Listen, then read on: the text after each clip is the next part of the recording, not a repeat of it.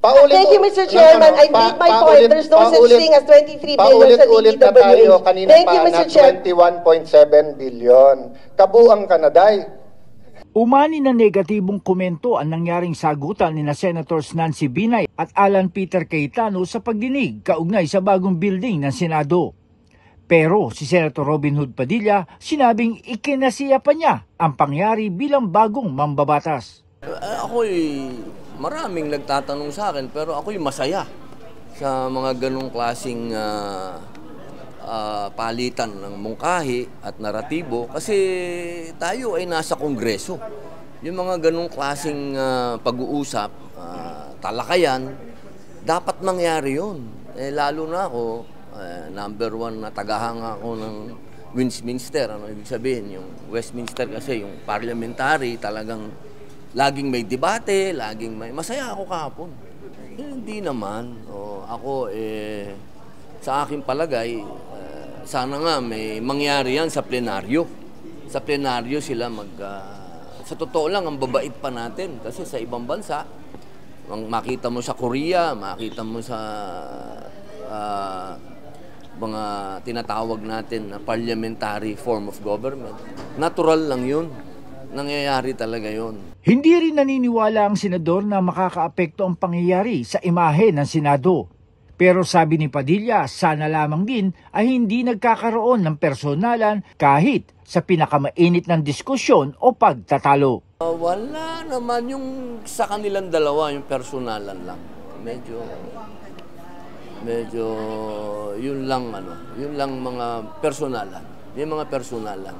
Matatanda ang katabi ni Cayetano si Padilla sa pagdinig. Sa ilang pagkakataon na mataan si Padilla na kumakain. Pero ayon sa kanya, hindi siya nakaramdam ng anumang tensyon.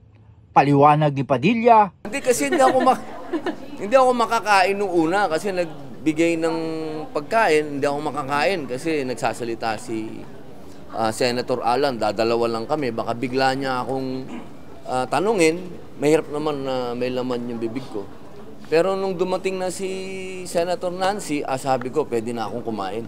Kumain na ako nung nag-uusap sila. Pero nung medyo personalan na, tumigil na rin ako kumain. Si Binay naman, pinag-aaralang idulog sa Ethics Committee ang ginawa ni Cayetano. Sa panayam sa senadora matapos ang pangyayari, sinabi niya na tumitibay na ang kanyang paniniwala na ang pagdinig ukol sa itinatayong gusali ng Senado ay matutulad sa pag-iimbestiga sa kanyang ama, si dating Vice President Jojo Binay at sa kanyang kapatid, si dating Makati City Mayor Junjun Binay. Magugunita na higit 20 pagdinig mula 2014 hanggang 2015 ang isinagawa ng Blue Ribbon Committee na pinamumunuan noon ni Cayetano ukol sa mga umano'y overpriced Makati LGU buildings. Tingnan natin kung tatalunin ba nito yung record na 24 hearings noong 2015. So how do you feel na parang may ganun feelings?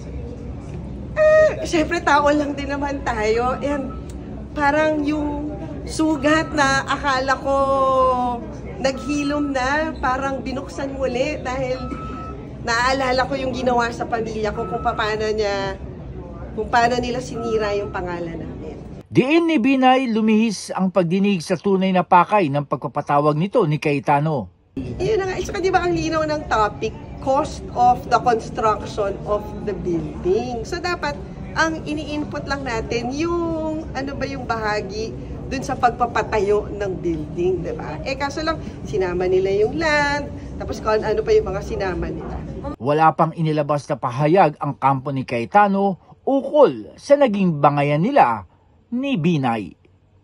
Jan Scocio, Radio Inquirer Online, bayang nagtatanong, mamaya nag-uusisa.